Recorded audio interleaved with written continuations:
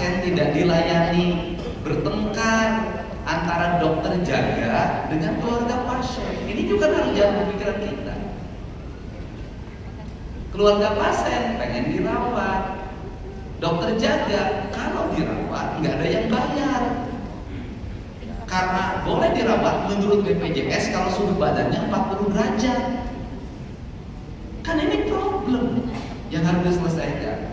Ujungnya dari seluruh rangkaian siapa sih? Dokter korban. Pemerintah telat bayar ke rumah sakit, dokter yang korban. Nah, karena dokter menjadi korban, jadi dokter pun apa yang menjadi kesulitan zaman ini sih? Jadi dokter, apalagi dokter spesialis, mahal. Kenapa mahal? Kita harus mengakui bahwa terjadi pergeseran nilai dalam dunia kedokteran kita. Beda dengan zaman dulu. Zaman serba pengabdian. Saya lihat zaman dulu, zaman serba pengabdian. Kalau zaman sekarang, zaman segala perhitungan. Semua dihitung berdasarkan profesionalisme. Karena semua dihitung berdasarkan profesionalisme, ya bagi kita gubernur gampang ngomong ke dokter, tingkatkan profesionalisme yang ikhlas karena kita honornya udah gede. Tepuk tangan dong. Kalau orang yang punya jabatan DPR, gubernur, ngomong apapun yang enak, mobilnya sudah ada, kemana-mana ada honornya, ajudan punya, seluruh perintahnya dilaksanakan. Dokter mau ngadu ke siapa kalau jasa layanannya telat? Nah, untuk itu apa sih yang perlu diperlukan oleh kita untuk menyelesaikan masalah ini adalah Pak Menkes. Menurut saya dunia kedokteran harus mulai dari awal, dari rekrutmen calon dokter. Dulu namanya calon dokter terbaik biologinya di sekolahnya, fisikanya hebat, kimianya hebat, matematikanya hebat.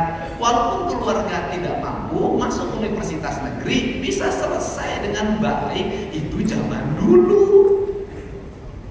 Sekarang pinter aja nggak cukup kalau orang tuanya tidak punya kemampuan ekonomi yang cukup. Bodoh dikit boleh, hari ini asal punya duit.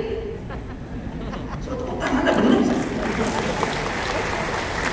Saya tuh banyak anak-anak teman saya yang masuk kedokteran, banyak. Aduh, alhamdulillah anak saya udah masuk kedokteran. Cekurang teh asal ada ngomong. Itu Pak. Kan ini fakta. Ini fakta. Nah, berangkat dari fakta ini, maka kita masuk ke sebuah materialisme dunia kesehatan. Kalau materialisme dunia kesehatan masuk, maka pikiran kita untuk mensehatkan masyarakat akan jauh panggang dari api. Kenapa? Karena dunia kesehatan adalah dunia bisnis.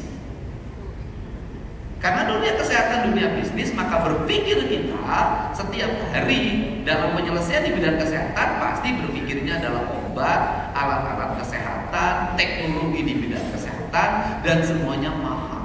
Sedangkan pola hidup masyarakat kita oleh kita dibikin menjadi tidak sehat.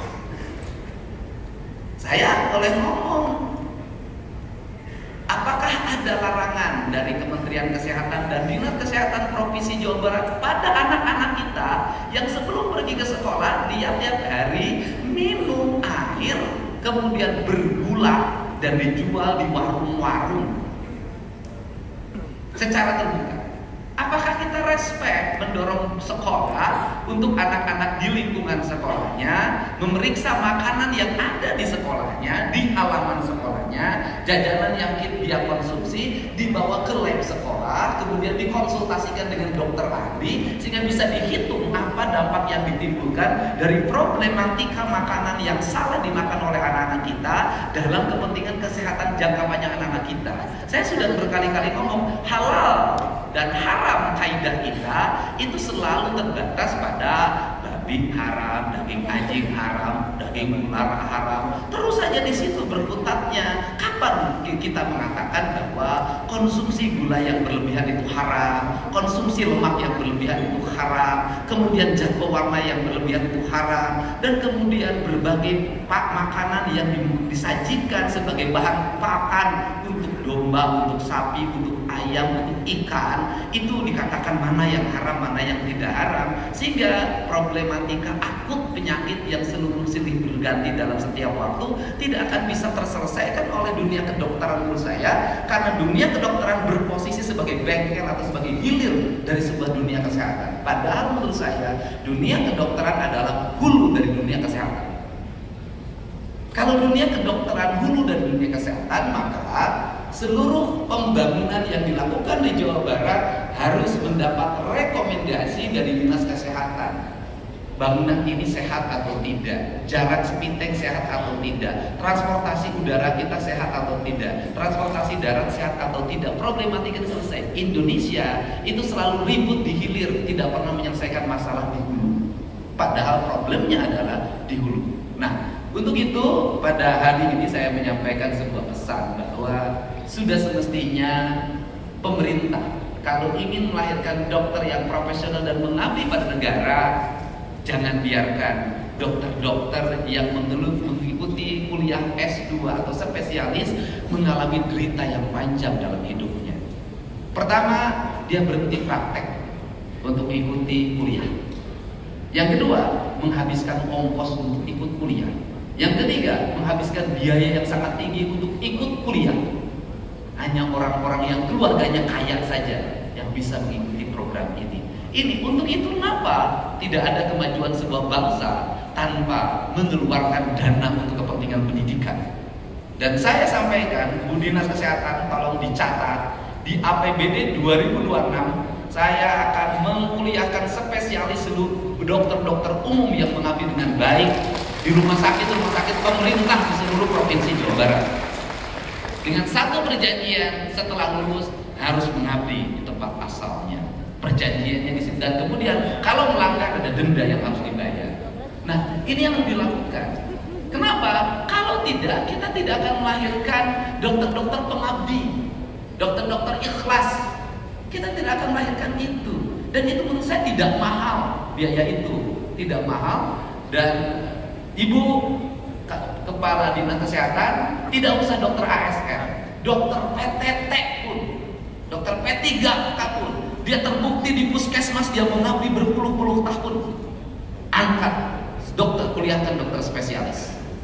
Ini karena kita ingin lahir kelas menengah baru dalam dunia kedokteran yang berasal dari keluarga biasa tetapi punya nilai akademis.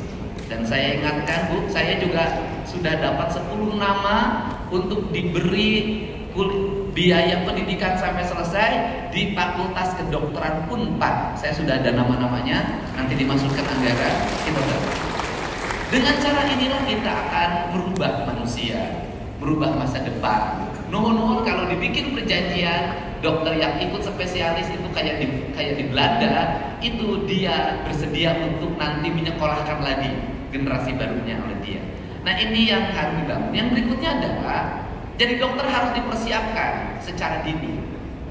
Bukan hanya ketika masuk fakultas kedokteran, menurut saya. Jadi dokter harus disiapkan ketika dia masuk kelas 1 SMA. Maka saya akan melakukan penjaringan terhadap calon dokter di Jawa Barat, di SMA di seluruh provinsi Jawa Barat. Nanti saya buat seleksi dari kelas 1 SMA. Kami akan mempersiapkan calon dokter sehingga pendidikannya sudah dibangun sejak awal. Pendidikan dedikasinya, pendidikan moralnya, kemudian etikanya, kemudian pendidikan kebangsaannya.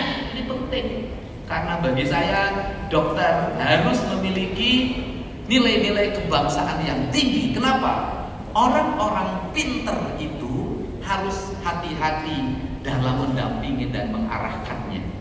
Kalau orang pinter menginjak pada jalan yang benar, maka kepinterannya akan memiliki makna bagi kesejahteraan manusia. Tapi kalau orang pinter salah dalam mengasuhnya, maka dia akan menjadi bencana.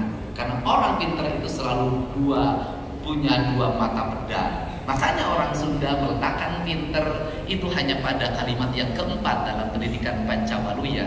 Cager, bager, bener, pinter, baru singer. Jadi pinter bukan yang pertama. Jadi akhirnya keberhasilan seseorang